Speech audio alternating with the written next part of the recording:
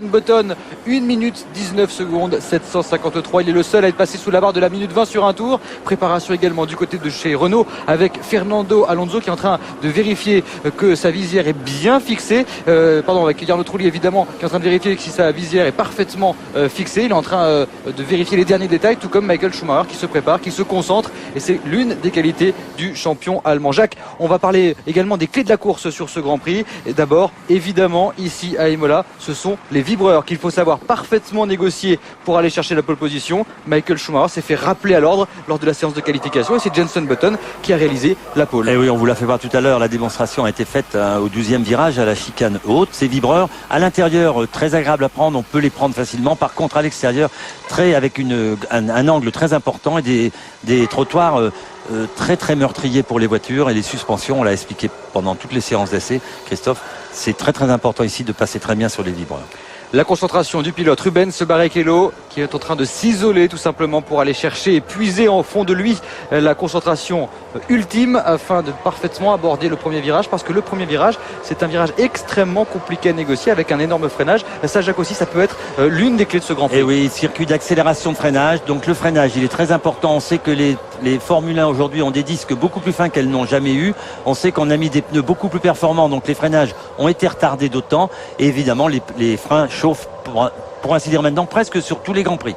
Allez, on se dépêche. Du côté de Barre, vous l'avez vu, le mécanicien qui s'était attardé pour vérifier que tout était bien en place. La pression qui monte d'un cran, elle monte d'un cran également sous le casque de Jenson Button. On va assister au départ du tour de formation. Et dans ce tour, Jacques, on va pouvoir découvrir ce tracé sur le circuit Enzo et Dino Ferrari. Un tracé de 4 km 933. Il faudra le couvrir à 62 fois, 62 reprises. Et là, on peut déjà avoir une petite frayeur concernant les pneumatiques. Oui, évidemment, un circuit assez dur aussi pour les pneumatiques. On a vu que la température de piste est un peu plus chaude qu'elle ne l'a jamais été pendant les essais. Ça va être aussi une des clés de ce Grand Prix. La concurrence entre Bridgestone et Michelin est au plus fort. Schumacher est en deuxième ligne et les pneus vont avoir une conséquence importante sur le déroulement de la course et aussi pour la stratégie. Jacques, c'est la première pole de Jenson Button. J'ai envie de vous demander, vous étiez dans quel état d'esprit vous lors de votre première pole? Moi, c'était à Monza, en Italie aussi, et c'était un moment très émouvant. Et j'espère que Jenson va garder la tête froide parce que son départ va calquer toute la course qu'il aura pendant ce week-end. À quoi pensiez-vous à cet instant? Je pensais à pas louper mon départ. Sans doute que Jenson est également en train de penser à cela, parce qu'il a vu également le départ raté, malheureusement pour lui, de Mark Webber il y a 2 Grands Prix. Il était en première ligne, il n'était pas en pôle, l'Australien, et en tout cas ça s'était pas extrêmement bien passé. On découvre ensemble ce tracé, Enzo et Dino Ferrari, un tracé véritablement extrêmement difficile, un tracé où il peut arriver pas mal de choses. On l'a aperçu pendant la qualification. Oui, regardez ici, il ne faut pas faire d'erreur. Les trottoirs, on vous l'a dit, sont très pénalisants. Le prendre, la sortie de route est tout de suite pas loin de là. On peut aller aussi dans la poussière à côté de la piste. Un virage avec beaucoup de chicanes, on vous l'a dit, pour ralentir. On sait que c'est ralentir la vitesse de pointe des voitures. Un circuit où on va partir avec l'appui, pour ainsi dire, maxi sur toutes les voitures. Pourquoi? Parce qu'il y a un gros freinage. Il n'y a pas de longue ligne droite. La plus longue, c'est 9 secondes à peu près. Donc, on sait aussi que pour les moteurs, c'est un circuit difficile. 65% de pleine charge. Mais pas trop dur parce qu'on peut quand même rafraîchir le moteur entre ces lignes droites. Et puis je voudrais faire un petit point avec vous, Jean-Louis. On n'en reparlera pas dans ce Grand Prix. On en a déjà beaucoup parlé dans F1 à la une, on en a beaucoup parlé dans Automoto. Mais c'est vrai que le 1er mai 94, il s'était passé quelque chose de terrible pour la F1. Elle n'a plus jamais été la même après cette date. Et vous étiez, vous, dans la cabine. C'est sans doute également un Grand Prix plein d'émotions. Oui, parce que nous étions là tous les trois. Johnny Reeve du journal L'équipe, Alain Prost, qui était à l'époque triple champion du monde, donc quadruple, pardon, et puis moi. Et quand ça s'est produit, nous avions rapidement compris que Senna était mort et on ne voulait pas dire la vérité, on ne voulait pas se dire la vérité à nous-mêmes. C'était terrible. Et tout à l'heure, quand j'ai revu Berger au volant de cette magnifique Lotus Renault de la première victoire de Senna en 85, je peux vous dire que comme beaucoup de mes confrères de la salle de presse, nous avions une petite larme à l'œil. Et regardez comment on chauffe les pneus, Christophe. Jenson Button qui termine son tour de formation à allure extrêmement modérée. Michael Schumacher a l'habitude d'être en pole position. Lui, ça va bien plus vite, je peux vous le dire. Là, c'est vrai qu'il a pris son temps. Jenson Button, il a raison, bien tout repérer, se concentrer et bien sûr peut-être un peu de pression. En tout cas, il a fait ce qu'il fallait. Je veux simplement vous rappeler qu'avec notre dispositif, Jacques et Jean-Louis, on va bénéficier de moyens exceptionnels avec dans les stands Guillaume Lacroix évidemment qui sera aux côtés de Franck Montagny pour avoir la stratégie, les petites astuces de Renault, et puis on aura également Mathieu Grosso qui essaiera d'avoir les interviews des pilotes qui malheureusement auront abandonné. On pourra également aller voir les chefs d'écurie. Oui. On s'installe donc sur cette grille de départ. Je vous rappelle donc que Jenson Button est en pole position et vous le voyez, le vice-champion du monde 2003 est repoussé sur la dernière ligne. Kimi Räikkönen qui partira bon dernier. Il a changé le moteur sur sa McLaren après moins de 200 km. Vous savez, c'est une des nouvelles réglementations de la F1. Moteur unique, le moteur doit faire à peu près 800 km. Et bien lui, il a un moteur qui fait un quart de la distance. Dans quelques instants, le départ de ce Grand Prix. Toutes les monoplaces sont installées sur leur emplacement. La pole position, vous le voyez, est sur le côté gauche. Le bon côté, Christophe, et à droite, Michael Schumacher est un peu moins bien placé. Attention, les feux vont s'allumer à leur extinction. Vous connaissez la procédure, ce sera le départ. Attention à Jenson Button qui s'élance parfaitement, ainsi que regardez les deux Williams. Et c'est terrible derrière, avec un peu de fumée qui se dégage de la Renault de Trulli. Et Jenson Button qui réussit à devancer la meute au premier virage. Attention, avec un accrochage. C'est une McLaren, qu'il y a la McLaren de David Coulthard qui est parti tout droit. Et regardez l'attaque aussi de la Williams sur, regardez, il va y aller. Attention entre la Williams et la Ferrari de Michael Schumacher, ça a été extrêmement tendu. Le Colombien Montoya qui essaie de passer à l'extérieur. Exceptionnelle tentative dès le premier tour. Et regardez les dehors, deux roues dans l'herbe. Montoya qui reprend l'avantage. Et regardez Ralph, un départ absolument chaotique, incroyable. Et regardez Takuma Sato qui en profite. Magnifique départ pour s'immiscer entre les deux Williams. Quel départ incroyable. Des véritables coups de roue entre Michael Schumacher, Juan Pablo Montoya, Ralf Schumacher, Takuma Sato. Là, je peux vous dire que les commissaires doivent être en train d'observer tout ce qui se passe et Jenson Button lui s'envole. Alors évidemment, on va parler stratégie. Évidemment, la barre Honda de Jenson Button a un petit peu moins d'essence que les autres. Mais Geoff Willis, le chef de cette équipe, a décidé que de toute façon, si la stratégie idéale c'était de faire 12 tours, Ferrari serait sur cette stratégie. Et alors, eux, pour contrer Ferrari, pour être devant les F2004 et Michael Schumacher, il faudrait avoir moins d'essence qu'eux. Et donc, vraisemblablement, il devrait être parmi le premier à s'arrêter. Normalement, Jenson Button. Oui, alors évidemment, on peut parler de la performance de Jenson Button aux essais. Elle est peut-être due effectivement un peu moins de kilos d'essence dans la voiture. Il faut vous rappeler simplement que c'est un petit risque que ne prennent pas toutes les écuries parce qu'on n'est pas sûr de faire au pneumatique dans le deuxième ou le troisième relais qui est obligatoirement un peu plus long puisqu'on a raccourci le premier. On n'est pas sûr de la tenue des pneumatiques. Et une fois n'est pas coutume, Fernando Alonso a perdu du temps lors de ce premier tour. Il a perdu des places. Il s'est lancé depuis la 6e position sur la grille de départ et l'Espagnol a dû malheureusement rétrograder en raison de l'accident de David Coulthard qui est passé au stand, changer son museau. On en profite également pour modifier la monte de pneumatique. Il repartira en pneu neuf, l'Écossais. Mais là, c'est véritablement terrible. On remet évidemment également un petit peu d'essence. On vérifie la voiture aussi. Et en tout cas, dans ce premier tour chaotique pour le moins, Jenson Button s'est confortablement installé en tête avec 2 secondes 7 d'avance. On va revoir ce départ. À vous, Jacques. Regardez ici, vous allez voir la très bonne accélération de la Renault. Et puis derrière, regardez Coulthard qui est arrivé, il a été gêné. Il va reprendre l'avantage ici et là, il ne peut pas s'arrêter. Coulthard, regardez, évidemment, il y a encore une Renault. Je pense que c'est celle de Fernando qui a un contact. Et regardez, le slalom de Ralph derrière Montoya qui s'était particulièrement mal élancé. Et puis il a eu un problème, Fernando Alonso, au départ. Vous avez vu de la fumée s'échapper. Il n'est pas très bien parti, effectivement. Et là, regardez ce. Et alors, voilà. Et c'est malheureusement le contact. Bon morceau, malheureusement, il est aussi rentré dans la voiture de Trulli. On revoit ce départ avec Michael Schumacher. Et impeccable jusque là. C'est vrai que c'est derrière que l'action se passait. En tout cas, Michael Schumacher, retour à la course, vient de signer le meilleur tour en 1:21.391. Il a collé 6 dixièmes à Jenson Button et revient à 2 secondes 1 du pilote britannique qui est toujours en tête. Montoya, lui, est 3e. Takuma Sato occupe toujours la 4e place, légèrement distancé, tout comme Ralf Schumacher. Rubens Barrichello, lui aussi, a fait une très mauvaise opération au départ puisqu'il se retrouve seulement 6e. Trulli est en 7e place et Mark Webber est dans les points. Il est 8e pour le moment. On peut remarquer que Michael Schumacher a défendu sa place coûte que coûte, peut-être un peu trop. Regardez, le voilà. On le voit ici. Comme on le voit sur ces images. Pour 2 raisons. D'abord, pour ne pas laisser Button s'échapper devant. Ça serait irrémédiable si Montoya était passé. Magnifique. Là, il l'a emmené gentiment à l'extérieur. Et deuxièmement, pour dire à Montoya que les manœuvres d'intimidation de Montoya, bien c'est une époque révolue. Derrière, ça c'est exceptionnel d'avoir pu conserver le contrôle de la monoplace parce qu'évidemment sur l'herbe, c'est beaucoup plus compliqué au niveau adhérence. Oui, car jusqu'à présent c'était Montoya le chef dans ce genre d'opération et maintenant Schumacher, après Monza l'an dernier, lui a montré que c'était fini. Allez, ça continue avec Button pour l'instant qui ne se désunit pas. En tout cas, lui, il aura réussi son départ depuis la première ligne. Le pilote britannique mène ce Grand Prix. Il a déjà mené des Grands Prix, mais là, il le mène depuis la pole position. Jenson Button qui n'a plus qu'une seconde et 4 dixièmes d'avance sur Michael Schumacher qui fait le forcing derrière. 1:21,192 pour le sextuple champion du monde qui améliore tour après tour le meilleur temps. 1:21,9 pour Jenson Button. Juan Pablo Montoya occupe la 3e place devant Sato, Ralf Schumacher, Barrichello est 6e, Trulli est 7e, Weber est 8e. On marque une courte pause et on se retrouve très vite. Retour avec la tête de course de ce Grand Prix de Saint-Marin et la pression de Michael Schumacher. Plus que 9 dixièmes d'avance pour Jenson Button qui est parti depuis la pole position. Le pilote britannique conserve pour le moment l'avantage, mais son avance reste infime. Et les autres, eh bien, ils ne peuvent pas suivre la cadence, tout simplement. Montoya est repoussé déjà à 6 secondes. Sato est 4e à 11 secondes. Pour Sato, c'est un autre problème. Il doit résister à Ralf Schumacher et à Rubens Barrichello. Et puis, vous l'avez vu au départ, eh bien, il y a eu un gros souci avec la McLaren, non pas celle de Kimi Raikkonen qui lui partait dernier et est maintenant 15e, mais avec celle de David Coulthard qui a été harponné, une Renault, et on va tout de suite se diriger vers le stand de l'écurie française avec Guillaume Lacroix pour avoir quelques infos. Oui, ici au départ il y a eu des cris, c'était extrêmement chaud. Alors Franck, dites-moi, qu'est-ce qui s'est exactement passé pour les Renault? Parce qu'on a vu que c'était un peu confus quand même.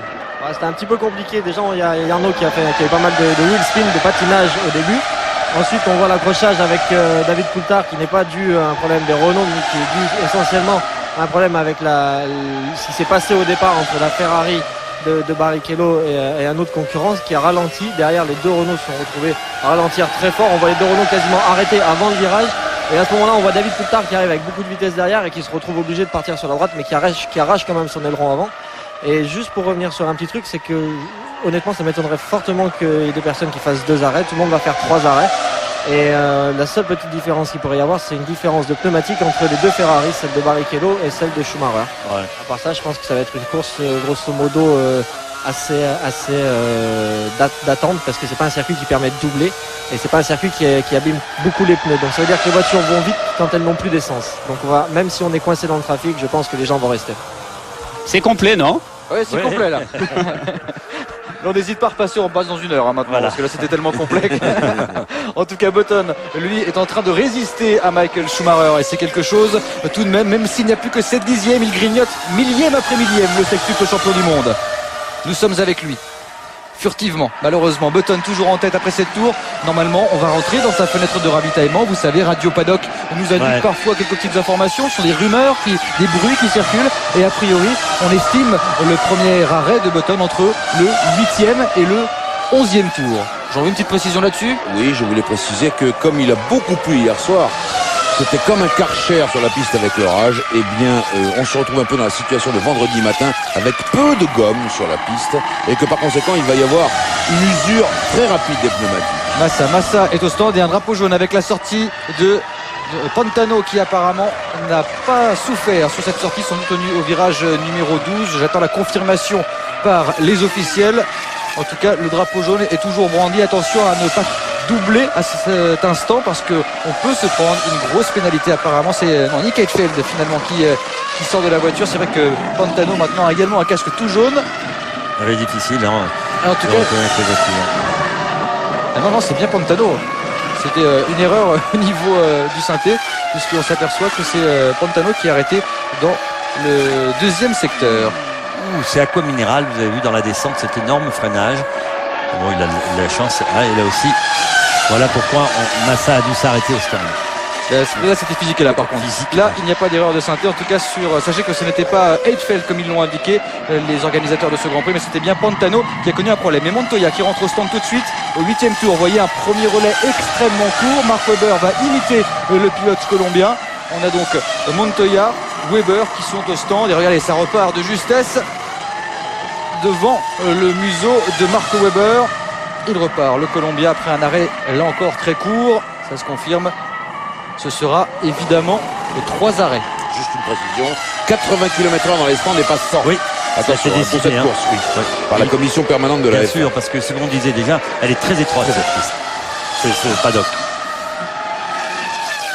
On va surveiller également du côté de Takuma Sato, puisque il se pourrait qu'il y ait un petit souci avec le pilote. En tout cas, on a vu en difficulté.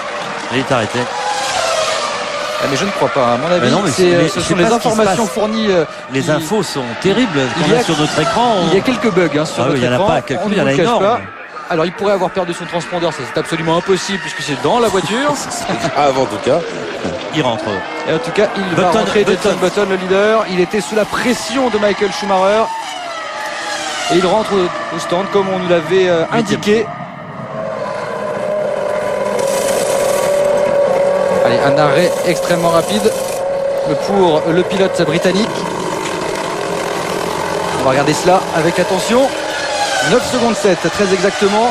Il a peut-être perdu un peu de temps. Pendant ce temps, Ralf Schumacher également rentre au stand. Et donc, on a évidemment un nouveau leader, la Ferrari de Michael Schumacher. Voici le gros plan sur Ralf qui repart tout de suite. Alors, les cartes se brouillent pour l'instant. Je vous propose d'ailleurs de jouer avec nous au jeu top position. Devinez le nom du vainqueur ou le podium de ce Grand Prix.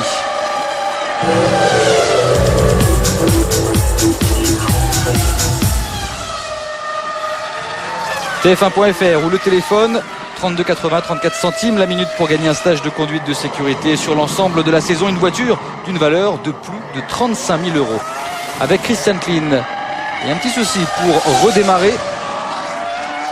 Peut-être le système d'anti-calage qui a fait des siennes au redépart. On a vu également que Panis s'était arrêté et nous sommes avec Michael Schumacher. Cravache, Michael Schumacher.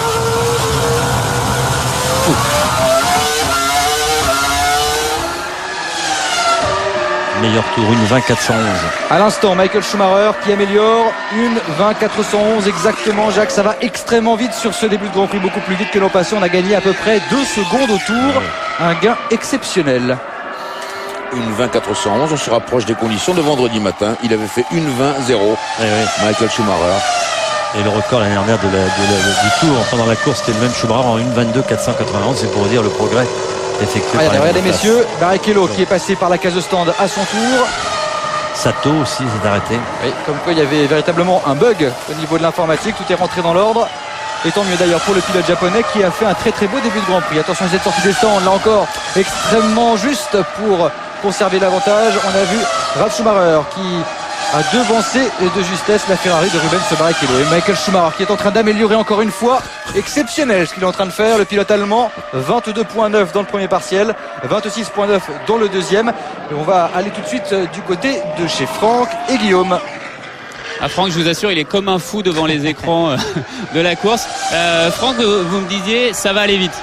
Ça va aller vite parce que c'est un des seuls circuits justement où on ne peut pas dépasser, et les seuls moyens de dépasser c'est vraiment quand les pilotes rentrent au stand. Donc dès qu'on a quelqu'un qui rentre au stand, on va retarder un petit peu son arrêt, mais en tous les cas on va profiter d'au moins 2 tours pour donner à 100% et vraiment utiliser tout ce qu'on peut, et c'est généralement là que les temps tombent. C'est pour ça qu'on vient de voir Michael Schumacher qui vient de faire un temps rapide, et pour la majeure partie des pilotes ça sera la même chose. Exactement, il est d'ailleurs rentré au stand très rapidement. Michael Schumacher dans le 11e tour, il va essayer de repartir en tête, et c'est là que l'on va voir le temps qu'il a gagné. Et oui, et les publics est debout ici, je peux vous dire. Et devant notre cabine de commentateurs, tout le monde s'est levé pour applaudir le fait que Michael Schumacher soit en tête de ce Grand Prix, avec juste derrière le seul qui n'est pas ravitaillé pour l'instant, et Arnaud Trulli. Il occupe la 2e place et il met la pression sur Michael Schumacher, l'Italien pour l'instant sur le podium. Il l'avait annoncé avec nous dans Automoto, il nous avait dit pour l'instant mes places progressent, j'ai absolument envie de monter sur le podium.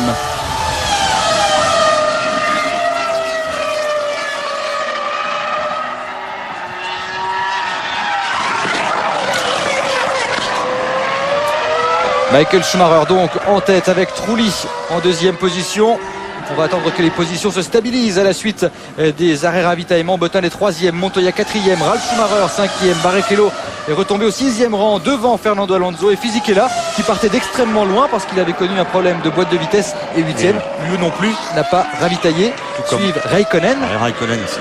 Ils étaient tous les deux sur la dernière ligne. Absolument, et ils ont fait évidemment un bond en avant car on a changé de stratégie. On a mis donc plus d'essence que pour les autres monoplaces afin d'effectuer un premier relais assez long et d'espérer de pouvoir rester dans les points. Il y a Arnaud Trulli qui rentre à son tour. C'était un long relais de la part de l'Italien. Pas étonnant qu'il n'ait pas été aussi bien placé que ça sur la grille, parce qu'il y avait beaucoup d'essence embarquée dans la Renault de l'Italien. Il était 9e temps Et vous savez que sur ce circuit Enzo Dino Ferrari, eh bien 10 kilos d'essence, parce qu'on parle en kilos et non pas en litres en Formule 1, 10 kilos d'essence, ça coûte à peu près 35 centièmes de seconde, un peu plus de 3 dixièmes de seconde donc. Et regardez, ça va être très très chaud. Ouh, il va tenter tout de suite de se débarrasser de Trulli. Ralph, non, il n'a pas réussi cela. Et regardez derrière la lutte avec Barrichello qui va tenter d'en profiter. Belle manœuvre, très belle manœuvre de Trulli. Regardez derrière, c'est pas terminé, hein. Il défend sa place de façon un peu cavalière quand même. Ralph Schumacher, il n'arrête pas de zigzaguer. C'est interdit ça par le règlement normalement. Oui, mais enfin là c'est la sortie, on part d'un virage à un autre, donc on a un peu le droit d'aller de droite à gauche, on peut être déporté. Je vous vois venir. On fait sa course. Et ça, moi ça me gêne pas ça. C'est un vrai duel entre les premiers et les deuxièmes au classement du championnat du monde des constructeurs. Et Williams, on voit bien, il participait à cette fête. Pour l'instant, c'est un Ferrari et 2 Renault. Et la stratégie de Renault a été fantastique pour l'instant avec Trulli, car il est ressorti devant avec un peu plus d'essence. Il s'est très bien débrouillé et il est là. Il est là. Et il est bien là, Jarno Trulli, pour l'instant, le deuxième. En tout cas, devant ce groupe, pardon, avec Alonso qui est un petit peu plus loin et qui a tenté un coup derrière la Ferrari de Rubens Barrichello, tenté de reprendre l'avantage, mais ça n'a pas fonctionné. Et pour l'instant, on se retrouve du coup avec un classement un peu modifié. Michael Schumacher en tête devant Jenson Button.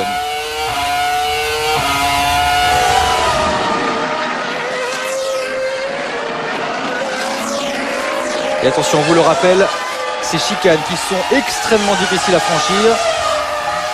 Ça peut être une des clés de ce Grand Prix. Car vous savez, avec la fatigue, la vitesse, l'usure des pneumatiques et l'évolution des performances des monoplaces est sensible et elles peuvent moins bien passer ces vibreurs. Oui, c'est une des grosses clés. Une autre grosse clé aussi, Christophe, on vous en a parlé, c'est les freinages. Et puis je vous ai aussi parlé de cette usure des pneumatiques et cette inquiétude que l'on a de faire beaucoup de tours avec le même train de pneus.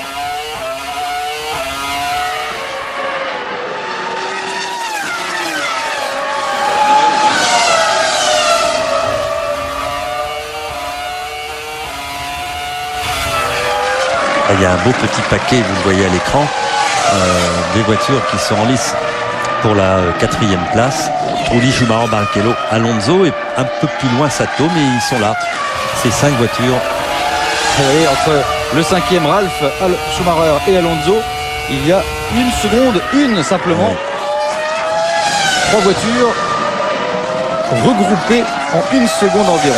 Et Michael Schumacher qui est en train de faire un véritable festival, puisqu'il est en train de s'échapper en tête de la course. Jenson Button qui a su bien résister en ce début de Grand Prix et qui là pour l'instant lâche un petit peu prise. Mais attention, vous le savez, avec la nouvelle réglementation, notamment le moteur unique, on n'est pas à l'abri d'un souci et c'est vrai qu'il faut faire très très attention à cela, surtout sur un tracé comme Imola. Bien sûr, on vous l'a dit, 65% du tour à fond d'accélérateur. Bon, c'est vrai que les lignes droites sont un peu moins longues et que le moteur prend un peu moins, mais c'est un peu difficile si c'est à l'arrêt Nick Heidfeld. Nick Heidfeld, l'arrêt au stand. Vous voyez bien que c'est le deuxième arrêt. Pas menti, c'était bien Pantano qui était sorti. On s'excuse un peu des trains, mais il y avait un gros bug sur nos écrans.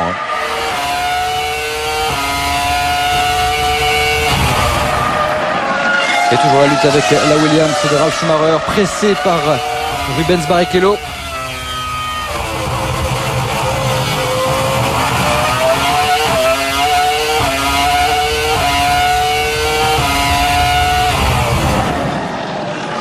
Et vous savez, lorsque les monoplaces passent sur ces vibreurs, elles encaissent des chocs absolument exceptionnels, notamment au niveau des transmissions. Vous savez que ces vibreurs génèrent du coup des vibrations, comme leur nom l'indique. Ça va produire une onde de choc qui correspond à un moteur de 2500 chevaux. Imaginez un petit peu les contraintes de la transmission. Et d'ailleurs, on le voit avec les statistiques, sur les 3 dernières saisons, 62% des abandons ont été provoqués par des pannes moteur ou des pannes de transmission. Et c'est dans ce groupe, Christophe, qu'il va y avoir les premiers problèmes de pneumatique et de frein. Oui. Le groupe des attaquants, le groupe de chasse, Trulli, Ralf Schumacher, Barrichello, Alonso, Sato qui n'est pas très loin non plus.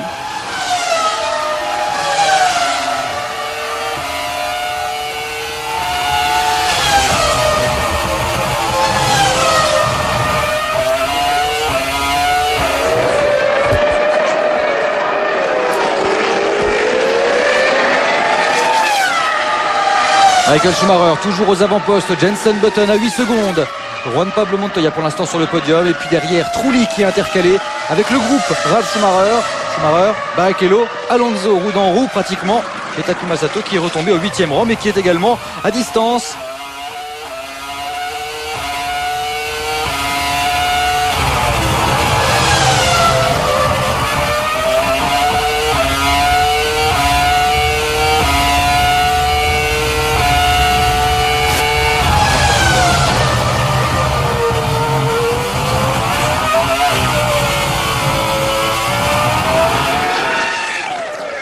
Ah, ça y va.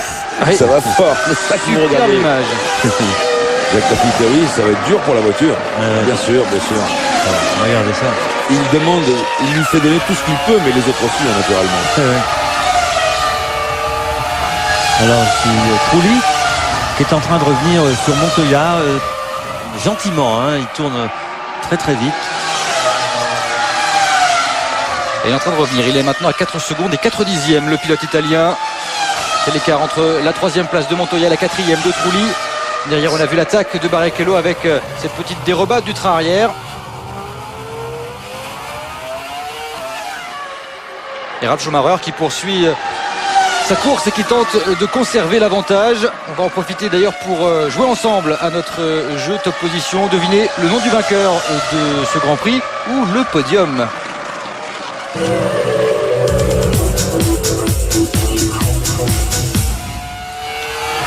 TF1.fr ou le téléphone 32 81 34 centimes la minute pour gagner un stage de conduite de sécurité. Et sur l'ensemble de la saison, une voiture d'une valeur de plus de 35 000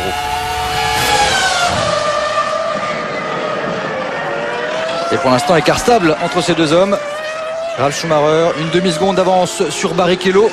On a entendu beaucoup de choses sur le nez de la monoplace anglaise. Et j'ai eu la chance de rencontrer Sir Frank Williams à l'occasion d'un petit reportage pour Automoto.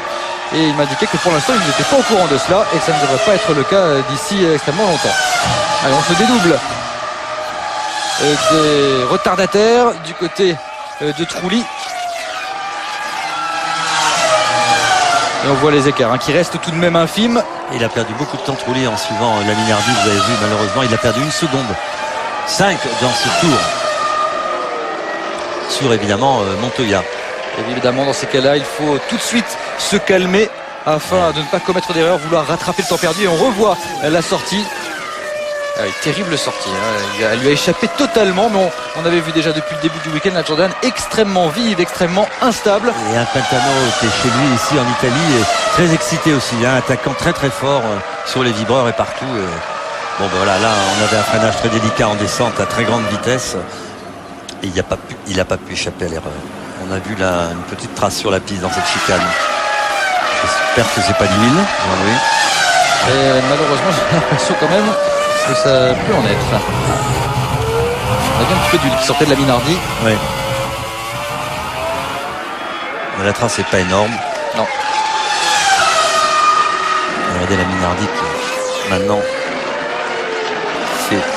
Regardez, elle tient le coup la Minardi. Mais c'est vrai que c'est difficile, on ne peut pas laisser passer dans une chicane et donc évidemment voilà. ça ralentit le pilote qui est juste derrière vous. Ça a été le cas ici. Et regardez Alonso. Il a du mal à doubler Fernando Alonso. Ah, quand même, ça y est. Michael Schumacher toujours devant. Alonso qui a réussi à se débarrasser de ce pilote. Oui. Il creuse l'écart, 11 secondes 7. Mais pour l'instant, c'est vrai qu'il y a deux hommes qui sont sur une autre planète en ce début de Grand Prix. C'est bien Michael Schumacher et l'auteur de la pole position, Jenson Button. Parce que les deux sont dans la même seconde. Ils roulent en 1,22. Tous les autres sont en 1,23 ou 1,24. Énorme concentration dans les voitures bien sûr, et vous l'avez aperçu furtivement dans les stands également. On observe avec attention les évolutions des deux monoplaces.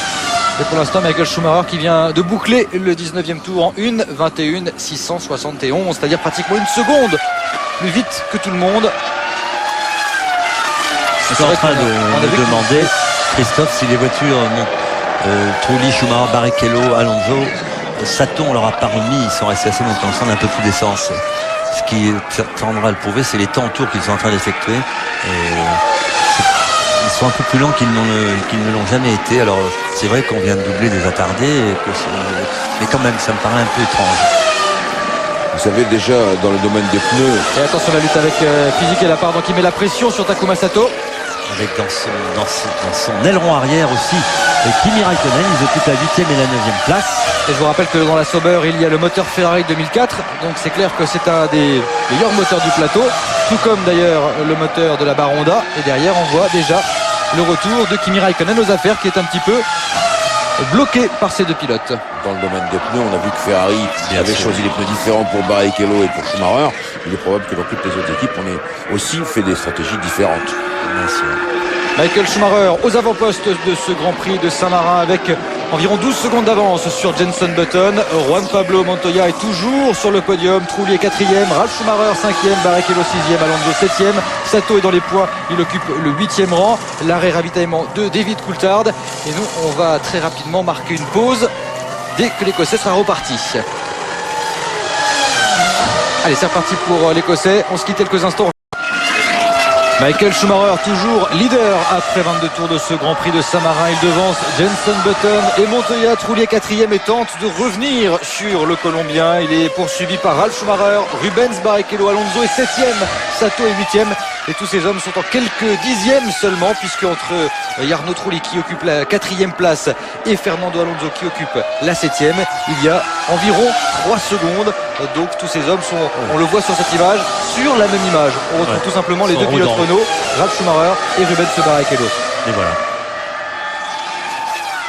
Michael Schumacher pour l'instant qui essaie de s'envoler, de faire la différence par rapport à la fringante Honda de Jenson Button, avec une obligation de résultat, Jean-Louis, pour le pilote britannique. Oui, parce que aujourd'hui c'est un Grand Prix absolument capital, étant donné la pole position de Jenson Button pour Honda au Japon, qui serait ça naturellement, car Honda a déjà dépensé beaucoup d'argent pour arriver à ce niveau-là. Ils sont même prêts, si Button obtient la victoire aujourd'hui, pourquoi pas après tout, à jouer dès cette année le titre de champion du monde. Vous imaginez tout ce que ça engage comme conséquence. Et naturellement que tout l'état-major, on nous a prévu du Honda, regarderait le Grand Prix en direct pour décider aussitôt après la course quel serait l'avenir de Honda dans l'équipe. Attention, ils ne vont pas racheter l'écurie par Honda, mais est-ce qu'ils vont donner encore plus pour réussir tout de suite? Eh bien, ce sera le résultat de cette course qui les décidera. C'est maintenant à Button de jouer. Pour l'instant, il se maintient au niveau de Michael Schumacher. Je vous propose de faire un petit détour par les stands avec Mathieu Grosso en compagnie de Luca Badoer. Mathieu Grosso, pas vraiment, c'est juste Guillaume Lacroix et Luca Badoer. On a fait un petit saut de puce de Renault jusqu'à Ferrari, c'est rien. Si vous changez à chaque fois. Ah bah oui, non, mais ça devient un peu incroyable. Luca, do you think Jenson is still a danger for Michael right now? Pensez-vous toujours que Jenson est un danger pour Michael maintenant? Tant que la course n'est pas terminée, c'est toujours dangereux. Il a fait un gros écart et pour le moment tout semble sous contrôle. How was the ambience at the start? Comment était l'ambiance au départ? C'était quand même assez serré. Oui, c'était un départ normal, vous savez. C'est une situation assez classique. Dans le premier tour, Michael était un petit peu malmené. Il n'a pas pu essayer de conserver l'avantage. Et puis David Coulthard a fait une erreur. Il n'a pas pu conserver la distance. Vous le voyez, il y a un calme olympien chez Ferrari. Oui, c'est impressionnant. Ça a l'air d'être la grosse pression et peut-être que c'est grâce à vous, vous devriez rester un petit peu. C'est ça. On vous rappellera que Luca Badoer, c'est le pilote d'essai Ferrari depuis quelques années et qui met au point toutes les voitures. Oui, un vrai grand pilote d'essai parce qu'ils lui font confiance et vous avez vu que dans toutes les cérémonies, à chaque fois, il n'est jamais oublié. Bien sûr. Et que c'est évidemment grâce à lui que les Ferrari sont si efficaces. Là par contre, il y avait une grosse colère du côté de Gianmaria Bruni qui s'est arrêté à son stand avec vraisemblablement de gros soucis. Et allez hop, on les motive évidemment. C'était pas pour les motiver, c'était sans doute pour leur indiquer qu'il y avait quelque chose qui devait lui taper dans les fesses. Ah oui, on picolait à l'arrière. Par exemple. Allez, on arrive également du côté de chez Felipe Massa pour observer cet arrêt ravitaillement. Oui, Massa qui était déjà arrêté au 7e tour. Donc vous voyez là, on a quand même fait beaucoup plus de kilomètres, puisqu'il vient de faire 18 tours. Elle a fait le double de distance. Et pour l'instant, toujours Michael Schumacher aux premières loges. Il va être ralenti vraisemblablement parce que même si les drapeaux bleus sont agités pour ouvrir la route, ouvrir la porte, comme on dit dans le jargon à Michael Schumacher, on perd toujours quelques dixièmes dans cet exercice de dépassement. Et c'est parfois également très compliqué d'ailleurs de conserver le contrôle de la situation.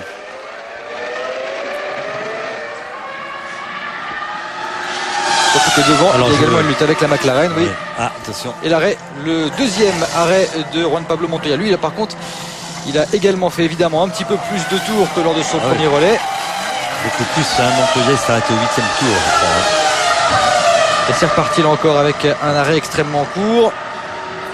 Et on revoit Michael Schumacher qui revient et qui va de justesse prendre l'avantage. Ouais. C'est un petit peu raté dans cette chicane haute. Et c'est terminé malheureusement pour l'Italien Bruni qui rentre dans son box.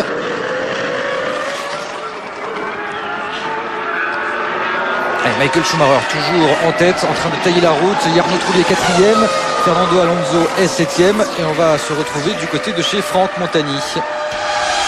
Oui, avec Franck. Franck, impressionné par Schumacher?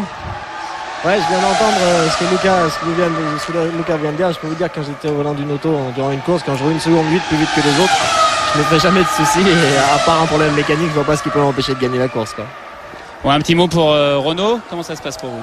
Ça se passe pas trop mal. Je crois qu'on a très bien joué au niveau des arrêts. Jarno en a bien profité puisqu'il a pris 2 places. C'est ce que je vous disais. On gagne des places uniquement dans les stands sur circuit. Et ça se passe pas trop mal. Je crois que Fernando commence à revenir pas trop mal dans le rythme, mais il est coincé dans le trafic. Donc tant qu'on n'observera pas les arrêts, on n'arrivera pas à faire grand chose. Merci. Je tiens à préciser que Guillaume a un jumeau qu'il a amené ici parce qu'il est absolument partout et il nous offre toutes les interviews intéressantes de la course.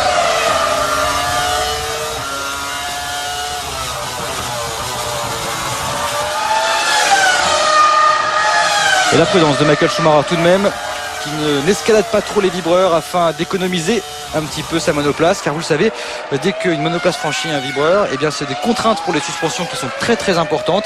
Elles correspondent à 4 fois le poids de la monoplace. On a plus de 2 tonnes sur les suspensions dans ces cas-là. C'est énorme. Et elles sont souvent renforcées sur ce type de circuit à vibreur, mais on peut aussi prendre le risque d'en casser. Michael Schumacher. La rentrée au stand du leader. Il avait pas mal d'avance par rapport à Jenson Button. Le Britannique va-t-il pouvoir récupérer la première relapse? Et c'est la confirmation de ce que vous disiez, Jacques. Il a mis beaucoup plus d'essence. Button, il aura fait un relais très très long puisqu'il a été le premier à s'arrêter. Bien sûr, il s'est arrêté 2 tours avant Michael. 3 tours même. En tout cas, on voit, il est vrai que la stratégie peut être extrêmement agressive ici avec une entrée très directe dans cette ligne des stands. Oui, on perd à peu près 20 secondes dans un arrêt au stand ici. Ce qui veut dire que si Jenson ne s'arrête pas tout de suite, il va reprendre. Ah. Il est... Ouais, non, il est derrière, pardon.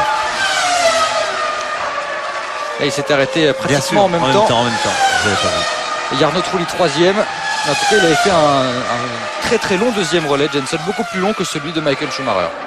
Ce qui explique aussi un peu la différence. C'est ce que je disais tout à l'heure. Le problème pour les voitures maintenant, c'est d'effectuer des arrêts les plus courts possibles pour garder les pneus qui, on vous l'a dit, sont toujours de plus en plus performants. Et ça veut dire aussi que plus performants que si on tourne trop longtemps, ils s'abîment beaucoup plus vite. C'est une autre forme de compétition maintenant, les Bien Grands sûr. Prix. C'est des tours de qualification entrecoupés d'arrêts. Avant, c'était pas ça. On partait avec 200-250 litres d'essence. Il y avait un peu d'endurance et des voitures plus dures à conduire. Maintenant, c'est plus dur pour le pilote. Car les tours de qualification, en tout cas dans le rythme de Schumacher par exemple, eh bien, c'est plus difficile. Oui, c'est vrai. C'est la grosse difficulté qu'on a aujourd'hui dans ces voitures qu'ont les pilotes. C'est pour ça qu'ils sont très entraînés physiquement, parce qu'il faut être en forme pour tenir ces cadences infernales.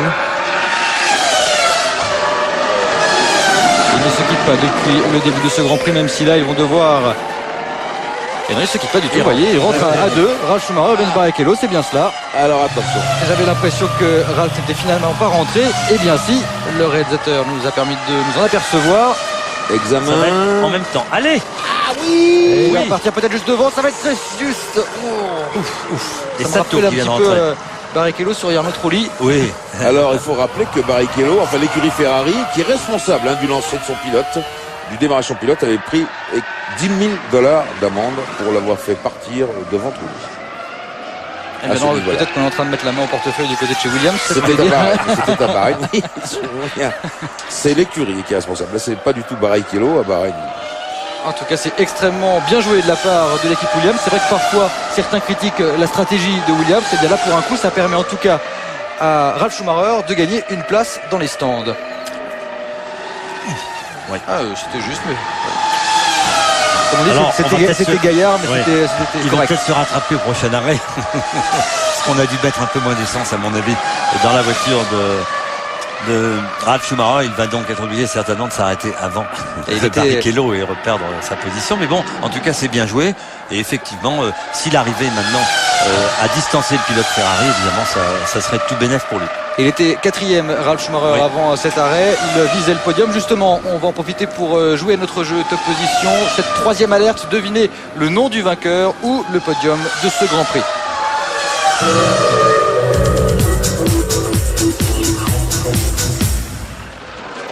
TF1.fr ou le téléphone 3280, 34 centimes d'euros la minute pour gagner un stage de conduite de sécurité sur l'ensemble de la saison, une voiture d'une valeur de plus de 35 000 euros. Regardez le Trulli Alonso, donc pas encore ravitaillé, on leur avait mis beaucoup d'essence aussi. Alonso s'était arrêté au 11e tour, Trulli au 12e. Ça fait maintenant pas mal de tours, 19 pour l'un et 18 pour l'autre, c'est beaucoup. Attention aux pneumatiques. Regardez, on roule de concert maintenant chez Toyota.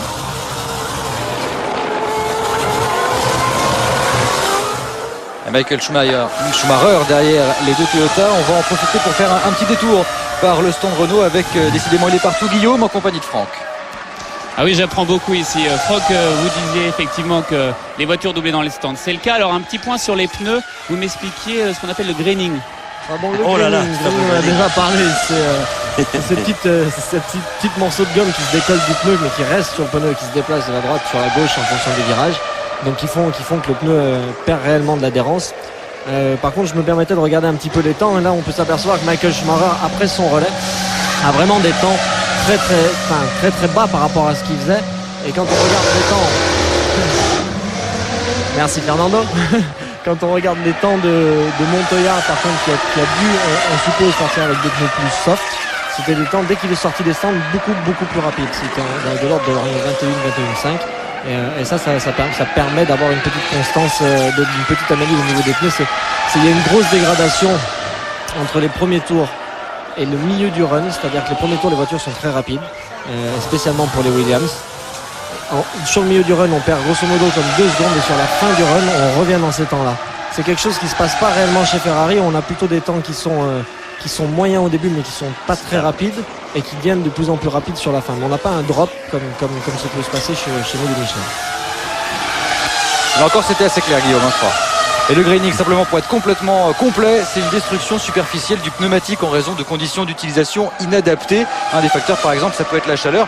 Les pneumatiques, c'est une définition que je n'ai pas inventée tout seul. J'ai été voir Pierre Dupasquier et je crois que du côté des paddocks, j'en connais un qui a été faire autant, c'est Mathieu. Oui, je suis avec Pierre Dupasquier et on va demander à Pierre comment ça se passe pour l'instant du côté de chez Michelin. De l'autre côté, ça se passe très bien, mais vous savez, la course a pris le tour normal qu'elle devait prendre, puisque la voiture la plus rapide est en tête, très confortablement. Maintenant, ils vont gérer son avance et il n'y a aucun problème de ce point de vue-là. Vous n'avez pas modifié vos stratégies ? Non, pas du tout, parce qu'on ne peut pas modifier grand-chose compte tenu de l'essence qu'on embarque au départ. Il y a toujours une incertitude importante, mais on a vu là que la plupart des écuries avaient joué léger, que ce soit évidemment Bar, Honda, que ce soit Ferrari, que ce soit Williams.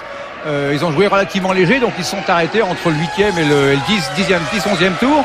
Ce qui est tout de même surprenant, c'est qu'on a la preuve ici que le moteur de la voiture rouge qui est en tête est particulièrement économe, puisque il roule plus longtemps que les autres en s'arrêtant moins longtemps, donc en mettant moins d'essence. Donc quelque part, il doit consommer très peu, c'est un moteur extrêmement économe. Mais bon, mais ceci ajouté à tout le reste, ça fait qu'on retrouve la hiérarchie à peu près normale. Avec des pointes qu'on ne comprend pas toujours. Par exemple, en sortie des stands, les deux voitures Button et Montoya ont tourné tout de suite en moins d'une 22. Elles vont tourner en 23. On ne sait pas pourquoi, on verra ça plus tard. Mais bon, voilà, c'est la course. Mais sans surprise, effectivement, c'est les voitures les plus rapides qui sont en tête. C'est ce que nous avait dit Franck Montagny, effectivement. Mais Pierre Dupasquier, juste avant le départ de ce Grand Prix, nous a confié que c'était le graining qu'il craignait le plus. Pourquoi ? Parce que l'orage d'hier extrêmement violent avait nettoyé la piste et qui du coup était redevenue plus abrasive, comme vendredi matin. Et vendredi matin, vous vous en souvenez tous, messieurs, Schumacher était très nettement au-dessus de tout le monde. En tout cas, pour l'instant, cela dépend évidemment, comme il le soulignait, Pierre Dupasquier, ça va dépendre des tours. Une 22-2 dans le dernier passage pour Michael Schumacher, une 22-4 pour Button. Il y a évidemment pas mal de paramètres à prendre en compte, notamment les pilotes retardataires et tous ces petits détails qui peuvent intervenir. Et puis on s'est aperçu également pendant l'interview de Mathieu que Jarno Trulli repartait des stands en gomme neuve. Il n'avait pas pu résister à Ralf Schumacher qui avait pris l'avantage et a été chercher la 4e place aux dépens de l'Italien. Et regardez qu'ils sont là, d'ailleurs, Ralf Schumacher, Trulli, Barrichello qui est intercalé entre les deux Renault, et Alonso qui ferme la marche. Chateau, lui, est un peu plus loin maintenant. Encore une fois, 4 pilotes sur la même image et en moins de 2 secondes. Des écarts infimes. 22-0 la 4e place pour Michael Schumacher, Christophe, pardon, 22-4 pour Button. Il est là, Button, il a un peu de mal, c'est évident, mais bon, ici c'est D'Amata qui repart. Il a du mal, mais il est là, le pilote anglais. Il fait une très belle course. En tout cas, il est véritablement calé sur un rythme, Button, puisqu'il vient de rééditer un tour en 1.22.4. Ouais. Et pour l'instant, Montoya, lui, est bien accroché à sa 3e place. Nick Heidfeld qui observe son 2e arrêt. Il y a D'Amata qui effectue son 3e arrêt. Et pour ce qui est des pilotes avec une stratégie avec beaucoup d'essence embarquée, c'est évidemment ceux qui étaient en fond de grille, Kimi Raikkonen et Giancarlo Fisichella. Un arrêt pour chacun de ces deux pilotes. Pour l'instant, ils ne sont quand même pas aux avant-postes. Raikkonen est 9e, Fisichella 10e et D'Amata qui est parti tout droit. Oui, il vient de partir des stands, D'Amata. Ouais. Drapeau jaune évidemment est déployé. Notre froid, Jacques, oui, ça froid. Oui, les pneus, je pense, ou peut-être une déconcentration, ou alors un petit problème mécanique, ça peut arriver aussi. Plutôt un petit moment de déconcentration. Avec une voiture plus lourde. Plus lourde, voilà. On est habitué depuis quelques tours à freiner à une certaine distance. On repart, on freine pareil, mais la voiture, ayant quelques kilos supplémentaires, on s'arrête moins facilement. On n'a pas bien vu la sortie, on va la revoir, j'espère. Et puis messieurs, en plus c'est vrai que les températures évoluent, l'adhérence de la piste évolue, elle est pour l'instant de 39 au sol. Du côté de chez Guillaume, il avait fait monter la température dans F1 à la 1 avec sa gazette, et là il est avec Franck qui va nous expliquer un petit peu ce qui se passe dans les monoplaces. Oui, moi c'est une chaleur un peu plus agréable quand même. Qu'est-ce qui se passe avec Fernando ? Alors on parlait tout à l'heure avant le Grand Prix des températures, qu'on essayait justement de faire des petits appendices à différents endroits pour refroidir. Je peux vous dire que la Fernando il doit souffrir énormément parce que depuis le début du Grand Prix il se retrouve derrière la Ferrari de Rubens Barrichello. Ça veut dire que toute l'air qui lui arrive c'est de l'air chaud, c'est de l'air qui sort du moteur, des échappements, c'est uniquement des airs chauds, donc ils ne le refroidissent absolument pas. On remarque que ça lui fait un bon training pour Monaco parce que généralement c'est ce qui se passe là-bas, donc je pense qu'il va sortir assez fatigué. Et en tout cas pour l'instant fatigué et sans doute également un petit peu sale parce qu'il y a aussi des projections lorsqu'on est derrière une voiture aussi près. Et pour l'instant il a une demi-seconde de retard par rapport à la Ferrari. Fernando Alonso, il est sur le même rythme que le pilote brésilien. Rubens Barrichello, il règle probablement son différence électronique, mais il était très énervé sur le bouton de la radio dans la précédente image de caméra embarquée. Ça veut dire qu'il doit appeler son stand pour demander d'autres précisions. Très probablement par rapport au rythme des deux Renault, celle qui est devant lui et celle qui est derrière lui. Mais on peut aussi penser qu'il a des pneus plus durs, plus durs, et que, comme on l'a déjà dit et souvent répété, l'art de Michael Schumacher, c'est de pouvoir faire autant avec des pneus tendres en prenant bien soin, comme vous faisiez, Jacques, quand vous étiez jeune. Et puis vous voyez là, il n'y a pas de problème pour Barrichello, il y a une voiture devant qui peut-être le gêne, mais il y en a une voiture derrière qui, elle, ne gêne pas, et les deux tournent dans le même temps. Donc ça veut dire que Barrichello est au maximum de ce qu'il peut faire. En tout cas, la Renault de Trulli n'est pas un handicap pour lui. Et si elle l'était, il a la place derrière de gagner 4-5 dixièmes au tour et il ne le fait pas.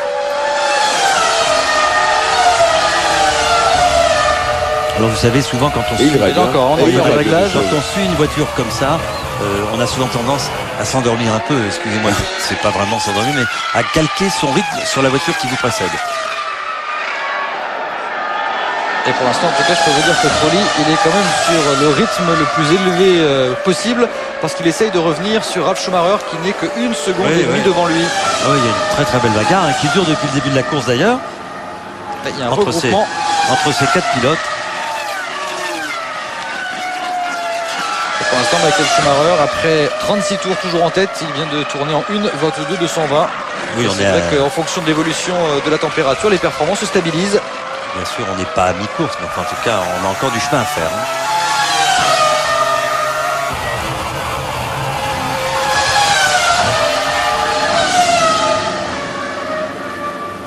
Et vous voyez la différence que font 7 petits dixièmes en Formule 1. Ça paraît absolument énorme. Là, il est revenu très fort, Barrichello. Avec l'élastique au freinage. Je sais pas, il y a aussi un drôle de produit sur sa caméra. J'espère que Jarno Trulli n'a pas un problème. Vous avez vu les... Oh, on se fait de la saleté, j'espère. Mais ouais, il est revenu très vite. Quand même.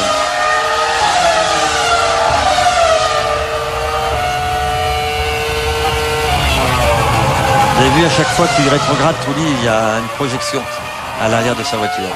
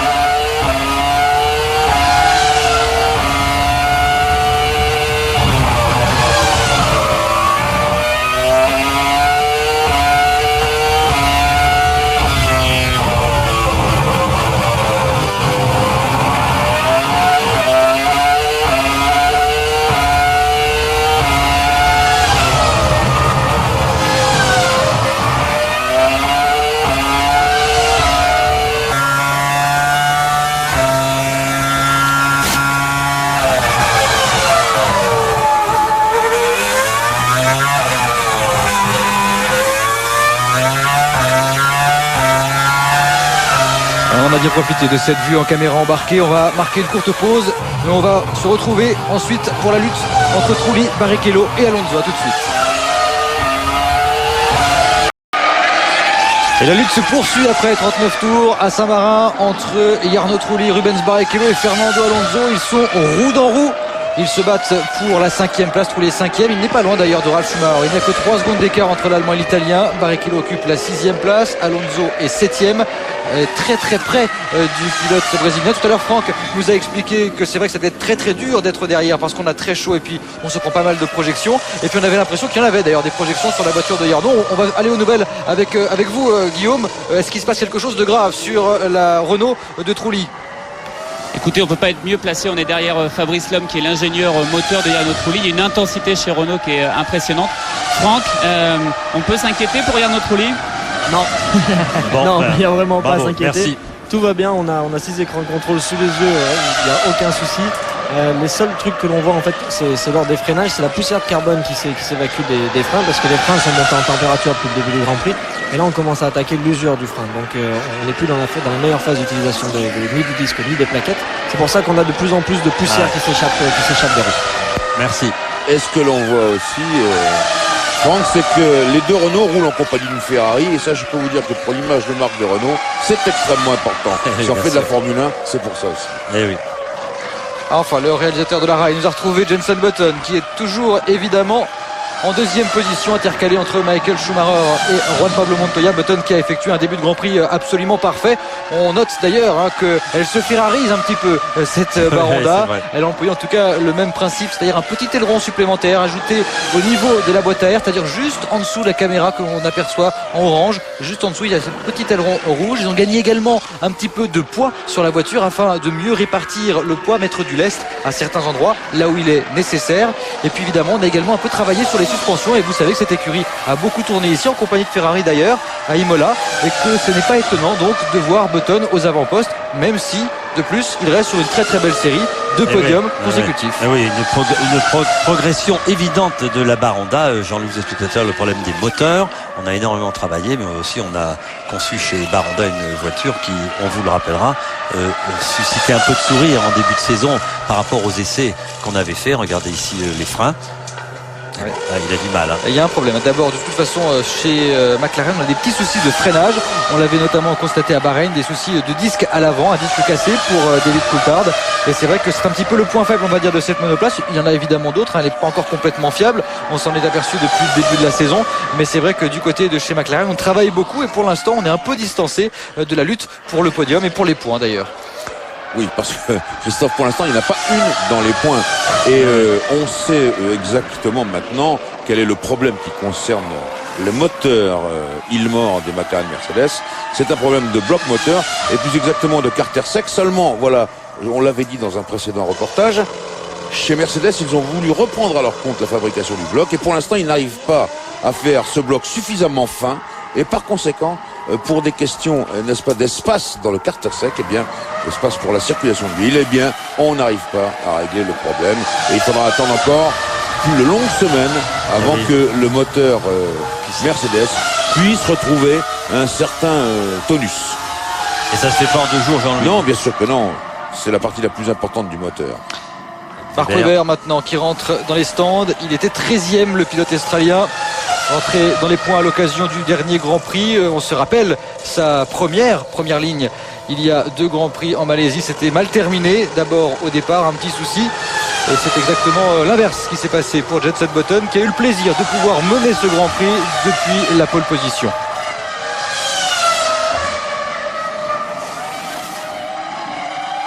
Une toute petite précision technique.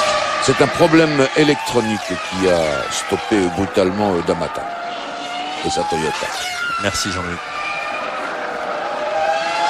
Un problème électronique qu'ils en avaient déjà eu lors de la séance de qualification, les Toyota, notamment avec Olivier Panis. Alors c'est un terme technique un petit peu barbare, il s'agissait d'un dog to dog, c'est un mot anglais évidemment, et en fait ce qui s'est passé c'est que la boîte de vitesse risquait de se bloquer, de casser les pignons, et dans ce cas-là elle se met dans un mode spécifique pour arrêter le phénomène, pour que le rapport ne passe pas et que tout doit être au ralenti. Il faut après cela relancer le système et rouler à moins de 30 km/h. C'est pour ça que Olivier Panis avait connu un petit souci et ne s'était pas très bien qualifié. Je vous rappelle que le Grenoblois était au 13e rang alors qu'il valait vraisemblablement un top 10.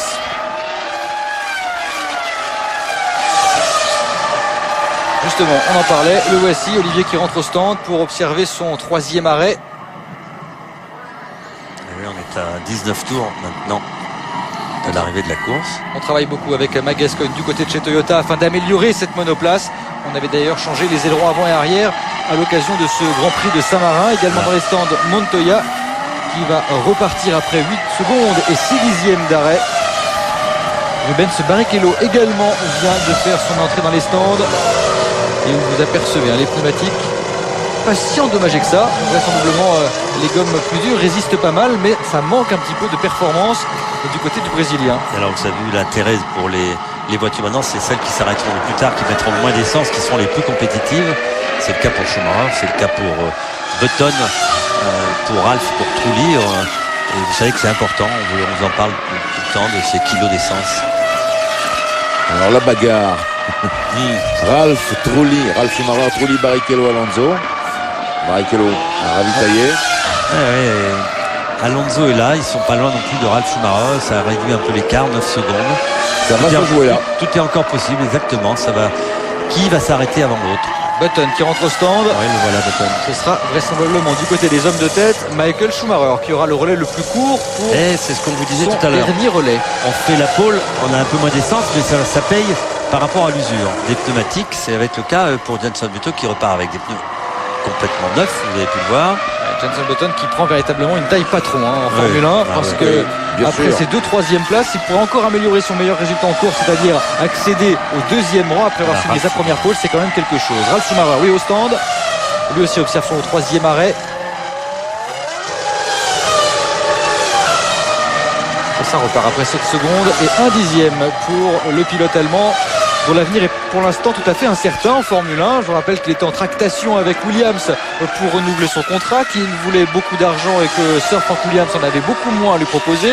Et donc, pour mettre un petit peu la pression sur les épaules de l'écurie anglaise, on a fait appel à Toyota, c'est-à-dire qu'on a pris des contacts chez Toyota, on a fait circuler des bruits comme quoi on irait peut-être chez Renault. Enfin bref, tout ça n'a plu absolument à personne et pour l'instant, il a un peu le bec dans l'eau, comme on dit, le pilote allemand, parce qu'il n'a pas du tout la possibilité de réaliser cette fameuse signature. C'est le feuilleton préféré de la salle de presse en ce moment. Voilà ce que je voulais vous dire. Messieurs, ce Grand Prix va bientôt se terminer. On va en profiter pour jouer une toute dernière fois notre jeu top position. Attention, c'est le dernier appel. Il ne reste plus que 5 minutes avant de jouer. Deviner le nom du vainqueur ou le podium de ce Grand Prix.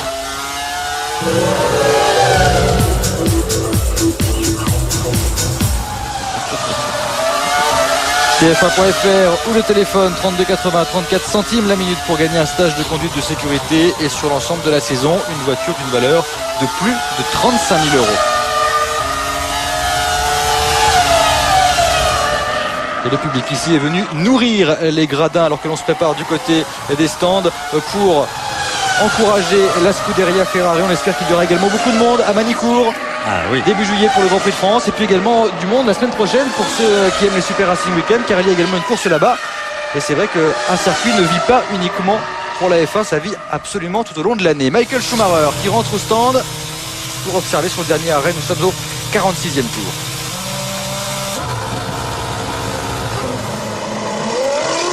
Et ça repart, là encore l'arrêt a été extrêmement court, 6 secondes et 8 dixièmes. Dans cet exercice, Jean Todt a motivé ses troupes. Oui, il s'entraîne régulièrement. Je vous assure que tous les jeudis. C'est une des rares équipes que l'on voit tous les jeudis faire pas une, mais plusieurs fois des simulations d'arrêt et de changement. De capot moteur, de tout. d'aileron avant. Mais bien sûr, c'est très important. Les petites secondes là qu'on gagne, elles sont très dures à gagner sur la piste. On doit vous rappeler ça. Et la concentration de celui qui a fait la Scuderia Ferrari, ce qu'elle est aujourd'hui, c'est-à-dire une formidable équipe à gagner avec évidemment en tant que numéro 1 Michael Schumacher qui fait de nouveau une course splendide car il fallait le chercher ce Grand Prix. Évidemment, le voilà. Maintenant on va faire très très attention à tous les paramètres des voitures alors que Jarno Trulli observe son dernier arrêt. Car c'est vrai que la réglementation a quelque peu changé la donne. On vous le disait, notamment au niveau stratégie, on part soit avec peu d'essence, avec beaucoup d'essence. Bref, c'est assez compliqué à suivre. Pour le moteur en revanche, ça a été simplifié. Il n'y en a plus qu'un pour tout le week-end. On n'a pas le droit d'en changer, sinon on est obligé de rétrograder, perdre des places sur la grille. Et c'est vrai que du coup, il faut quand même faire attention à ce moteur, à l'économiser un maximum. Et c'est toujours une inconnue. C'est un bon arrêt pour Trulli. Il est reparti devant Rubens Barrichello, qui lui aussi s'est arrêté pour la troisième place, pour la troisième fois, donc il a gardé ses positions. Et puis vous savez, sur tous les circuits, on en parle à chaque fois, il y a beaucoup de simulations qui sont effectuées, des simulations pour choisir les rapports de boîte de vitesse, pour choisir les bons réglages, les réglages de base. Ça a été le cas notamment lors d'un Grand Prix tout nouveau à Sakir. Il y aura un autre Grand Prix tout nouveau puisqu'on ira en Chine cette saison. Et ces simulations, c'est quelque chose d'absolument capital. Et je crois que Guillaume, qui est un féru de simulation, a demandé le renseignement à Franck. Vous savez déjà, moi avec Fabrice, là, et l'ingénieur de Trulli, j'ai déjà du mal à me rappeler de mes souvenirs de mathématiques. Alors les simulations, j'ai un peu de mal. Franck, c'est extrêmement important les simulations de pit stop. Les simulations, on en parlait, j'ai entendu qu'on en parlait tout à l'heure. On fait essentiellement des simulations de speed stop parce qu'on n'a pas les mêmes utilisations qu'en temps normal, puisqu'on utilise un speed limiteur, un limiteur de vitesse pour les stands qui est aujourd'hui 80 km/h. Donc ça nous fait pas mal de changements par rapport aux autres circuits qui sont normalement à 100 km/h. Et quand vous avez la voiture au stand, que vous êtes arrêté, que vous devez repartir, vous devez lâcher la pédale d'embrayage que vous avez à la main très rapidement.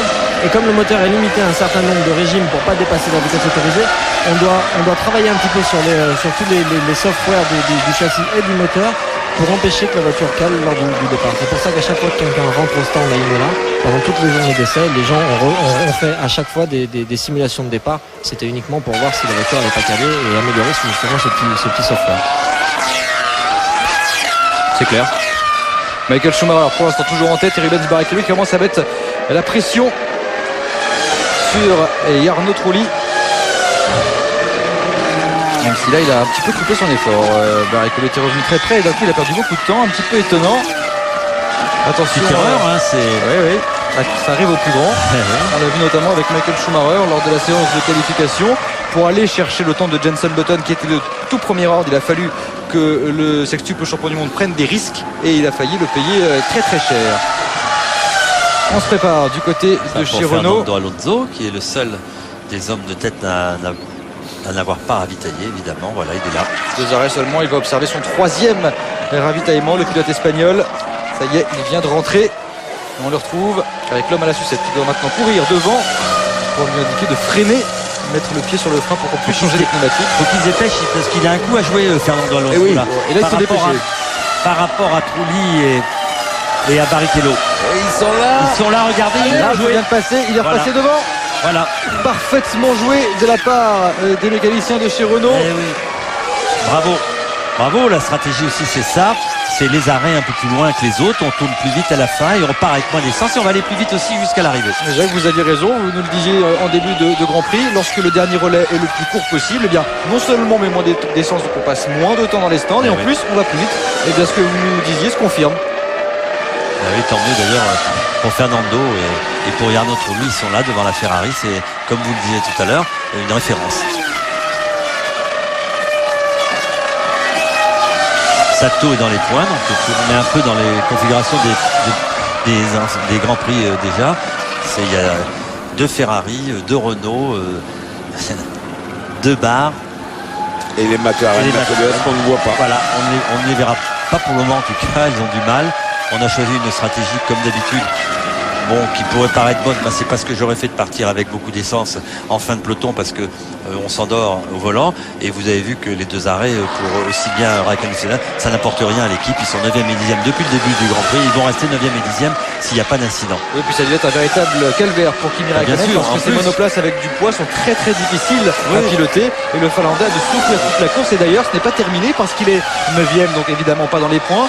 Mais Physique est là avec la Sauber, n'est qu'à une petite seconde Ouais, et 6 dixièmes ouais. du Finlandais. Et je peux vous dire que moi je ne prendrai pas ce genre de solution parce que c'est quand même plus intéressant pour un pilote quand il part dernier de pouvoir doubler très rapidement les voitures qui sont évidemment sur les 5 lignes devant lui plus lentes que lui, donc de les doubler sur Et le réalisateur qui prend l'avantage avec Alonso qui va tenter de Oui. toucher. Oh, Il y a un là, contact là, là, avec là, Ralf là, Schumacher là. qui a fermé la porte Il au est- pilote espagnol. Il a sauté à l'intérieur. Il a sauté sur les Bah, freins pour écoutez, essayer de prendre l'avantage. En tout cas, on va revoir cette Ouais. image, je vais vous la commenter. ça fait Vous 2 verrez. fois de suite en tout Oui, cas oui. que Ralf Il était Schumacher pas que encore dans une... on revoit encore Regardez, ce ralenti. voilà une belle attaque. Une belle attaque, c'est exactement ce qui s'est passé Oui. avec Sato, le même genre. Mais là, Je ne suis pas d'accord. voilà, vous n'êtes pas d'accord, mais voilà, il n'est pas tout à fait passé. Il continue à fermer alors qu'il a la possibilité d'ouvrir. Bon, je vais le répéter encore, un incident de course, je lui donnerai 50-50 au pilote. Ici, c'est Après non, avoir là, c'est eu Hetfield. l'abandon de Pantano, c'est maintenant bien Nick Hetfield. Hetfield. Et le drapeau jaune est agité à cet endroit. en tout cas, belle bagarre là encore entre Ralf Schumacher, ça va faire couler beaucoup d'encre. Il a refermé. Donc, c'est ça. Oui. Alors là, je suis d'accord avec vous. Eh Il ben peut oui. s'écarter un Il peu. peut s'écarter Bon quand sang, même. il faut marquer des points dans les Eh courses. Il lui a oui. pas laissé assez de place pour voilà. s'immiscer à l'intérieur. Une petite réaction du coup, j'ai envie d'aller tout de suite retrouver Guillaume dans le stand De Renault. Franck, J'imagine de Franck. qu'on a dû retenir son souffle. On a retenu son souffle et puis surtout on peut pas vraiment sauter de joie parce qu'il n'y a pas beaucoup de place et puis ça mettrait tous les ordinateurs par terre. Franck, c'était quand même un grand moment. Ouais, c'était un grand moment. Bon, c'est dépassé là parce que ça fait un petit moment que c'est passé, mais c'était un bon moment pour tout le monde ici. Je crois vraiment que Ralf fait des bêtises à chaque fois qu'il se fait doubler. Ouais. Ça fait 2 fois qu'il referme la porte quand il y a une voiture à l'intérieur. C'est une stupidité. C'est 2 fois la même sanction.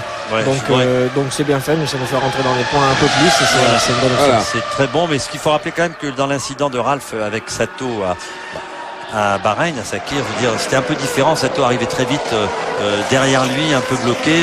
Je crois que intelligemment, il aurait aussi dû, Ralf Schumacher évidemment, aller à l'extérieur. Mais bon, et on est en course, il ne faut pas non plus exagérer, quoi. Je veux dire, on ne peut pas se faire prendre la place à chaque fois en force. Ce qui n'a pas été le cas je le précise, de Alonso. Ça fait une réaction avec Franck, hein. Ouais.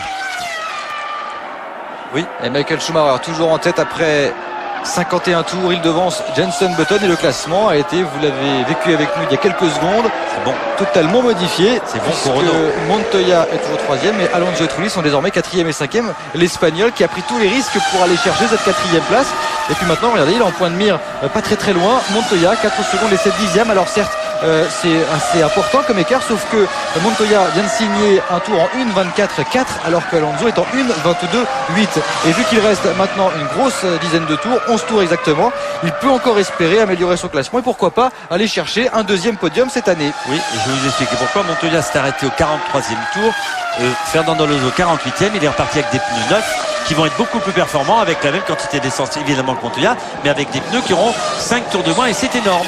Donc il a la possibilité, d'ailleurs, on va lui souhaiter, il va revenir certainement. Il est en train, vous l'avez vu là, distancé un peu de Jarno Trulli, son coéquipier. Il est en train de revenir tout doucement. Montoya a tourné en 24-4, il vient de tourner en 22-8. Il est en train de cravacher. Oui, c'était ça la bonne stratégie, hein, je vous l'ai dit tout à l'heure. Je crois aussi que sur le plan de la consommation, le moteur Renault est très en avance par rapport à ses concurrents. Et ça, c'est important. Et ça permet également ce type d'action. Oui, c'est un ensemble, hein, bien sûr. Hein, tout se fait pas tout seul. Mais c'est bien quand même.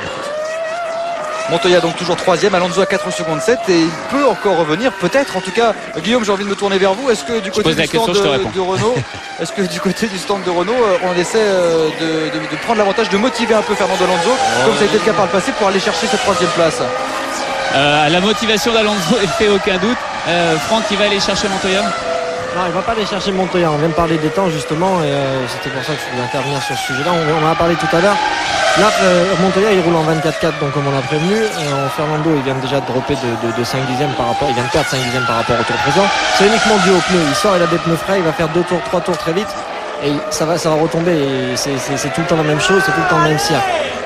Et voilà, là c'est l'ingénieur à Jarno qui vient de pousser un petit peu. Ça se passera comme ça et je vous dis que dans 2-3 tours Montoya va retrouver un rythme très rapide et les écarts vont se restabiliser dans la même option.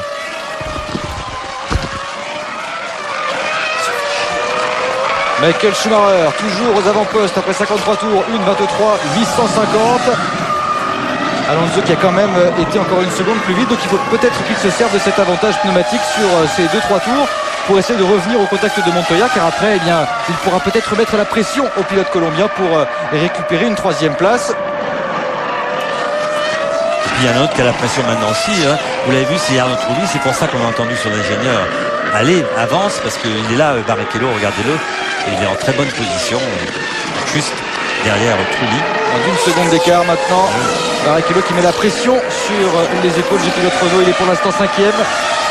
Et c'est important, le moindre point va compter en fin de saison. Vous savez que Renault est arrivé ici avec dans son escarcelle déjà 22 points, 11 pour chaque pilote, ce qui permet à la marque française d'occuper le 2e rang du championnat constructeur derrière Ferrari. Et c'est important de marquer le plus de points possible à chaque Grand Prix. Évidemment, la fiabilité est au rendez-vous et les pilotes font de leur mieux pour prendre l'avantage. On a vu avec Alonso qui a pris l'avantage sur Ralf Schumacher. Michael Schumacher lui est en tête, devant Jenson Button, devant Juan Pablo Montoya. On marque une nouvelle pause et on se retrouve très vite.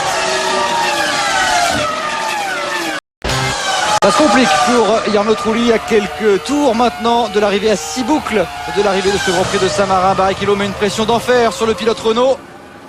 Il était revenu dans les échappements de la Renault et au freinage.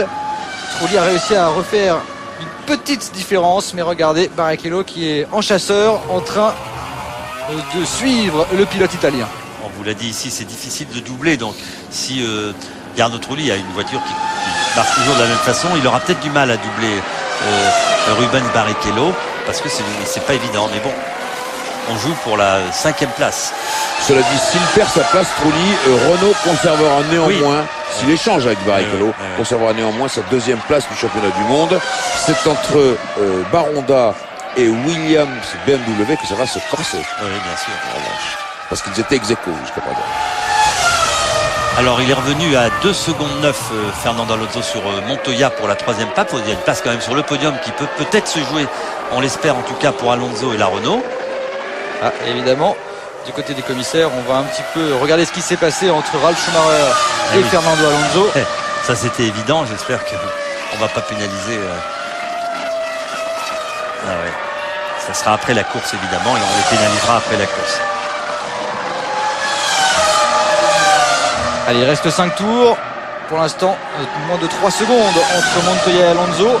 Et une demi-seconde seulement entre Trulli et Barrichello qui est en train de mettre une véritable pression sur le pilote italien. Mais et là, alors là, malheureusement, du côté de chez Bar. Alors, qui est en panne? Avec la finale, je crois que c'est Takuma Sato. J'espère que il est passé. C'est vrai qu'il y a beaucoup de fumée drapeau jaune. Apparemment, on nous le confirme. Ah oui, celle-là, elle est belle. Oui, là c'est sans équivoque. Oui, alors je pense que maintenant chez Baronda va demander à Button de descendre un peu la cadence. Il a 22 secondes d'avance sur Montoya. Et bon, il reste 5 tours à parcourir. D'autant qu'il a de l'avance, en tout cas par rapport à Montoya, Button, puisqu'il a 22 secondes d'avance par rapport au pilote colombien. Et je peux vous dire qu'on cravache du côté de chez Renault avec Alonso qui vient de rouler en 1:21.654. Il revient à 2 secondes de Montoya. Et 2 secondes, c'est encore jouable parce qu'il reste maintenant 5 tours.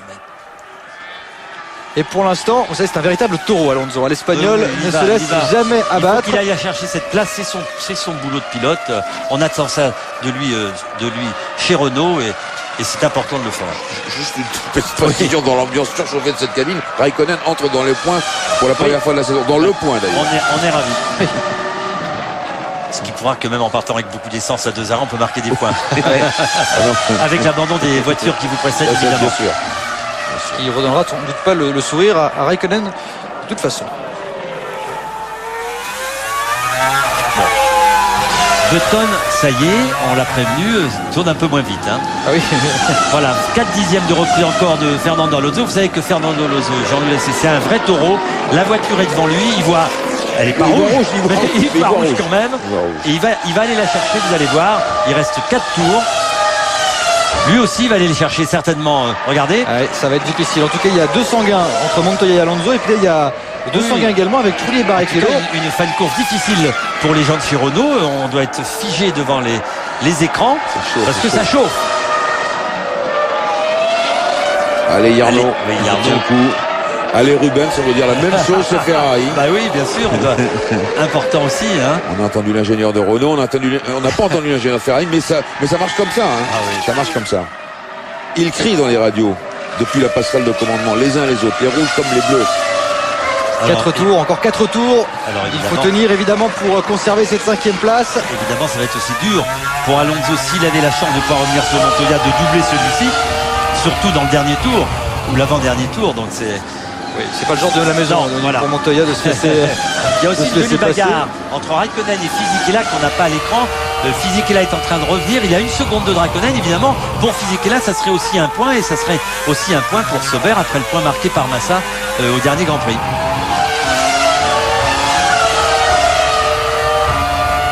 Alonso, il vient de réaliser le meilleur tour. Il a 0,7 maintenant de Montoya. 1:21.650, c'est son meilleur tour. Et c'est 10e maintenant d'écart. Montoya, Alonso, ça se précise. Trulli, Barrichello, c'est 6 dixièmes d'écart là il y a encore. un peu derrière, c'est bon. Et voilà, on le les réalisateur de la rail qui revient sur cette lutte. Rappelez-vous quand même que du côté de Williams, on a connu quelques petits soucis de fiabilité, notamment au niveau de la boîte de vitesse à Bahreïn. Oui, on s'en souvient. Et c'est vrai que obliger Montoya à continuer de forcer sur la mécanique, ça peut être aussi c'est le rôle. C'est le rôle, c'est ce qu'il faut faire. Il va se rapprocher. Montoya a commencé à s'inquiéter. Et regardez le petit Espagnol, il est à l'attaque, regardez ça. Il avait perdu tous ses rapports. Oui. Et il dégringolait jusqu'à la 13e place. Oui. Allez, 7 dixièmes. C'est maintenant que ça va commencer à être difficile pour Alonso, évidemment. À mon avis, avec Ralph Schumacher, évidemment, il s'est pas embarrassé. Il a essayé de plonger à l'intérieur pour gagner une place. Ça lui a réussi. Il faudrait quand même pas qu'il élimine les deux Williams, qu'il est déjà en observation pour les commissaires à la fin de la course. Il va être convoqué. Alors, mais en tout cas, moi, je trouve que ça, c'est la course et qu'elle est belle quand elle est comme ça, la course. 0,6. Et ça revient encore un peu. Il a repris un petit 21, dixième. Et Montoya qui force la cadence pour résister à Alonso. Ils sont tous les deux les plus rapides en piste actuellement. Moins de 1 minute et 22 secondes sur un tour. Il reste 2 tours à couvrir. Ouais. À la moindre erreur de Montoya, Alonso pourra récupérer un podium. Évidemment, on ne le souhaite à personne, ni à Montoya, ni à Alonso. Et puis à l'avant, il y a le diable de Schumacher. Il est là, encore fait une course magnifique. En parlant de diable, j'aurais pensé à un de mes amis qu'on appelle le diable. Qui est en Corse, je lui fais coucou. Bien sûr, Jacques le diable. Oui, voilà. Jacques Dutronc, bien sûr. Qui regarde les Grands Prix évidemment avec passion. Et dans le stand, on a le regard tendu évidemment parce que l'on pense à cette victoire qui se profile à l'horizon pour Michael Schumacher après bientôt 61 tours couverts. Et puis on regarde également ce qui se passe du côté de la 6e place avec Barrichello qui lorgne sur la 5e. Et oui, il a 5 position. Ça va être difficile maintenant en 2 tours de régler ses problèmes, et non seulement pour Trulli mais aussi pour Barrichello, pour Alonso et Barrichello. Et Michael Schumacher pendant ce temps qui rentre dans ce dernier tour fatidique pour aller empocher tenez-vous bien, une 4e victoire consécutive. Sur 4 grands prix. Fantastique 4 grands démonstration. prix, 4 victoires, 3 pole positions. Le score pratiquement parfait pour Michael Schumacher. Et évidemment, on se dirige vers le muret des stands du côté de la Scuderia pour aller applaudir le héros de cette équipe italienne qui à domicile fait enfin triompher d'une très très belle façon l'esprit d'équipe de la Scuderia. Michael Schumacher qui, cerise sur le gâteau, est également l'auteur du meilleur tour en course en 1:20.411. Allez, Auteur du week-end, une nouvelle fois parfait, Michael Schumacher, si ce n'est cette petite erreur lors de son tour de qualification. Il fallait se battre pour aller chercher le temps de Jenson Button. C'était compliqué car le Britannique avait fait un très très joli tour. c'était un peu avant. Voilà le double Rivazza, le double gauche.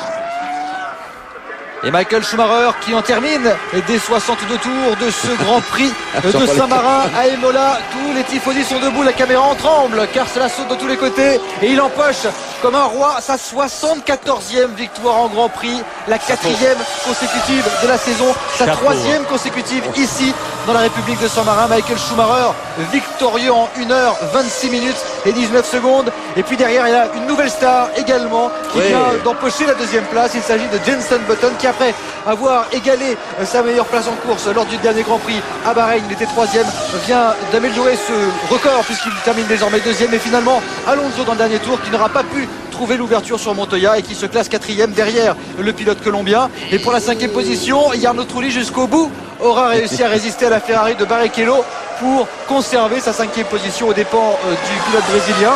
En 7e position, Ralf Schumacher. Et puis à la 8e, Kimi Raikkonen qui marque enfin un premier point en 2004. Et regardez, ça a été chaud, juste chaud entre le pilote Renault et le pilote Ferrari qui a quand même essayé par intimidation de tenter d'améliorer sa position. Magnifique victoire aussi pour Michael Schumacher et la Scuderia Ferrari à domicile. Quelle bagarre formidable. Ici, Schumacher félicité, vous l'avez vu, par Juan Pablo Montoya. C'est magnifique après la passe d'armes. Oui, du début de la course. En début de course, magnifique passe d'armes. Il y avait deux choses, un côté stratégique dans la passe d'armes évidemment, et puis un côté de domination personnelle. Dans les coups comme ça, vous vous en souvenez, c'était, je les rappelle, c'était important, c'était Juan Pablo Montoya, le patron, jusqu'à ce Grand Prix d'Italie de l'an passé à Monza, où ils ont été bord à bord sur au moins 2 chicanes. Et là, Schumacher n'avait pas lâché. Et là, il n'a une nouvelle fois pas lâché. Le voilà maintenant, ex aequo dans le domaine de l'occupation des sols. Ni de Montoya, ni de Schumacher, mais on marque son terrain. C'est normal. Et c'est vrai que l'avantage, évidemment, est à Michael Schumacher. Et il salue de la main ce tour de décélération de Michael Schumacher devant les tifosi en délire. Monsieur l'ambassadeur, puisqu'il est ambassadeur de la République de Saint-Marin. Et puis évidemment, comment ne pas mentionner cette superbe performance de l'écurie Baronda. Évidemment, la victoire de Michael Schumacher est belle. La 2e place de Jenson Button ne l'est pas moins. Et puis Montoya qui grimpe sur le podium. Il devance de 2 petites secondes seulement Alonso, mais il y avait beaucoup moins que ça à l'abord du dernier tour. Fernando n'a pas pu trouver l'ouverture. Il a donc décidé d'assurer cette 4e place. Il termine devant Jarno Trulli. Rubens Barrichello se classe 6e et 8e position pour Kimi Raikkonen qui marque enfin un point. Je vous propose de marquer une pause et on se retrouve très vite pour la cérémonie du podium. Retour en direct avec l'hymne de la Scuderia Ferrari, l'hymne italien.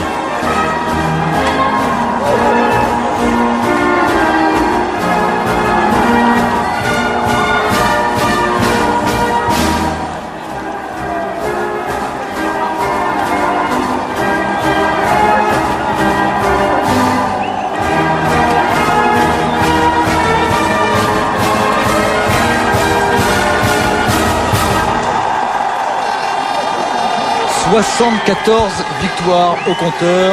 Voilà les chiffres pour ce soir pour Michael Schumacher qui a de nouveau réalisé un Grand Prix de toute beauté. L'ambassadeur de la République de Saint-Marin, tout comme Jean Todt, ont été absolument magnifiques tout au long de ce Grand Prix, maîtrisé de main de maître. Il faut dire qu'il fallait quand même réussir à se sortir du piège de la séance de qualification où il avait perdu du temps, Michael Schumacher. Et finalement, il termine ce week-end tout en haut du classement du championnat du monde pilote avec le score parfait. 4 courses, 4 premières places. Et puis évidemment 40 points au compteur. Jenson Button qui est la star montante du paddock et qui signe son meilleur résultat en Grand Prix. Après ses 2 troisièmes places obtenues en Malaisie et à Sakir, il grimpe sur la 2e place juste derrière Michael Schumacher. Montoya lui monte sur son 2e podium de la saison et conclut donc cette course extrêmement difficile pour les mécaniques et pour les hommes. Et en tout cas ce qu'on peut dire c'est que ça a été un Grand Prix passionnant, notamment avec un départ absolument exceptionnel. Et c'est Rory Byrne, le concepteur de la Ferrari F 2004, qui a reçu le prix des constructeurs. Belle ambiance. Jacques, votre analyse sur ce Grand Prix? Un beau Grand Prix, une belle course encore de la Ferrari, de Schumacher, une très belle victoire, on va se souvenir aussi pour Bridgestone évidemment qui équipe la Ferrari, et puis derrière un très beau classement, une très belle bagarre. Les Renault ont rectifié le tir par rapport aux essais, on les savait un peu plus compétitives avec de l'essence, et elles l'ont été, elles l'ont prouvé en tout cas en finissant 4e et 5e, ça devient ainsi avec facilité en tout cas la 2e place championnat du monde des constructeurs, c'est très important. On est en avance chez Renault, et puis un peu déçu par Barrichello, Ralf Schumacher qui a encore fait une petite bêtise. Il en avait fait une déjà à Sakir. Allez, on va tout de suite se diriger vers les stands avec Denis Brogniart qui est avec Jean Todt, je crois. Denis. Jean Todt, il est en train de courir pour récupérer et féliciter les responsables des pneumatiques. Jean Todt, juste une petite réaction. 4e course, 4e victoire. En français, 4e victoire en 4 courses. C'est le Grand Chelem. Oui, appelez ça comme vous voulez, c'est fantastique en tout cas. Parce que Michael a fait une course exceptionnelle. C'était un circuit particulièrement difficile pour doubler. On l'a vu avec Rubens qui a eu un départ un peu difficile et puis qui en a souffert pendant toute la course. Mais en tout cas, c'est formidable aujourd'hui pour le Grand Prix de San Marino à Imola. Mais on a une belle équipe, faut continuer comme ça. Vous aviez eu peur au moment des qualifications lorsque Michael avait manqué pour quelques dixièmes la pole position? Je crois que j'ai eu plus peur que ça depuis que je suis chez Ferrari. Donc le fait d'être en première ligne à 2 dixièmes après une petite erreur de Michael, je dois dire que c'est pas ce qui m'a fait le plus peur. Merci beaucoup Jean Todt d'avoir répondu aussi vite bravo. à nos questions juste après le podium. Et du coup, je vous propose de suivre le film de la course. Il en a parlé, Jean Todt, de cette course particulière. On va le voir ensemble, ce film de la course, avec le départ, évidemment, un départ absolument chaotique. Déjà, Jenson Button a parfaitement réussi à s'élancer, mais derrière, ça slalom du côté de Ralf Schumacher, bloqué un petit peu par Montoya. Et puis, cette mésaventure, cette mésentente entre les deux pilotes Williams fait que David Coulthard se rate un petit peu. Et il a été harponné, Fernando Alonso. Il va partir complètement hors piste, l'Écossais. Il va pouvoir continuer la course. Il va rentrer au stand pour changer son capot moteur, mais ensuite, c'est terminé. Jenson Button va réaliser un premier relais de toute beauté. Il va conserver la tête un maximum de temps jusqu'à son premier ravitaillement. Ensuite, Michael Schumacher va récupérer la première place et Jenson Button ne pourra plus rien faire. Il va quand même rester au contact du sextuple champion du monde allemand. Mais c'est vrai que Michael Schumacher, lorsqu'il repart après son dernier arrêt, est en tête et avec la route dégagée devant lui, il va aller jusqu'à l'arrivée après 62 tours. Une autre action dans ce Grand Prix avec Fernando Alonso qui tente de prendre l'avantage sur Ralf Schumacher. C'est fait. Il s'empare de la 4e place. C'est vrai que les hommes se sont touchés, mais regardez sur cette image, il est à l'intérieur, Fernando, et Ralf ne lui laisse pas la place de passer et donc il y a contact. Sachez que pour le moment, les commissaires de piste sont en train de mener une investigation sur cet accrochage. Ce sera une investigation qui sera menée après course. Ensuite, Michael Schumacher n'aura plus qu'à dérouler jusqu'à la fin du Grand Prix. Il devance sur la ligne Jenson Button de 9 secondes et 7 dixièmes et Juan Pablo Montoya se classe finalement 3e. Retrouvons tout de suite les pilotes.